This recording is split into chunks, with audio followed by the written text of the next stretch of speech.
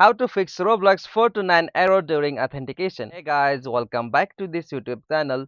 Today I will show you that how can you fix the unknown problem like Roblox 429 error during authentication. So let's get started.